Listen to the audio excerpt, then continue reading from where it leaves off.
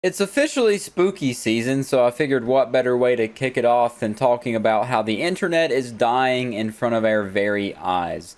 And this is called the dead internet theory. And to explain it to you in TikTok attention span terms, it basically just means that the internet is progressively ramping up to the point where human interaction is going to be very rare, and it's mainly going to be consisting of bot and AI uploaded content and interacted with by bots and AI. Basically, the goal of this theory would be to minimize organic human activity on the internet. And this theory also dives into propaganda and spreading misinformation and all that kind of stuff, which it gets kind of, the rabbit hole goes infinitely deep. I'm only going to be just barely scratching the surface, because what really made me want to talk about this is how I made a video a while ago about these Facebook groups and how they're posting like shrimp Jesus or some kind of crustacean Jesus or Jesus in a town or just basically Jesus AI edited images. And people would be interacting with these pictures and all this saying like amen or like prayer emojis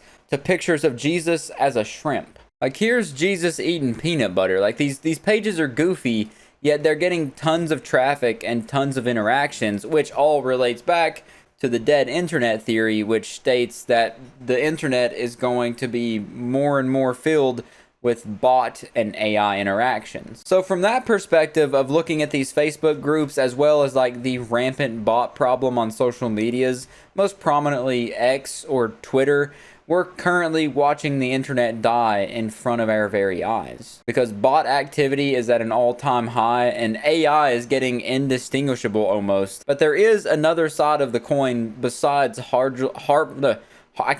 besides harmless engagement farming, which would be purposeful and sophisticated propaganda. And there's also examples of like bot ran accounts on social medias, like accounts that are ran and posted by bots, like automated posting and stuff like that. And once again, I'm going to use Twitter as a reference point because it's literally hell on earth. It's the closest thing we can get to that. There is tons of examples that have already happened of just people spreading misinformation. And if that gets in the wrong hands, if people start using bots and AI to run accounts and spread misinformation on Twitter, that could go very wrong very fast. Especially if like an AI driven account started making fake images or fake videos, like making false claims about celebrities or public figures or politicians or whatever. And this bot fueled misinformation becomes even more scary when you realize that most young people, and not just most young people, but most people now get their news and their information from social media as opposed to watching a TV station or listening to a radio station to understand what's going on in the world. For example, I feel like if my grandma was scrolling through Facebook and there was an AI driven page that was posting Jesus stuff similar to like Crab Jesus and Crawdad Jesus and stuff, and it said, film yourself doing 3 backflips and then post it in the comment section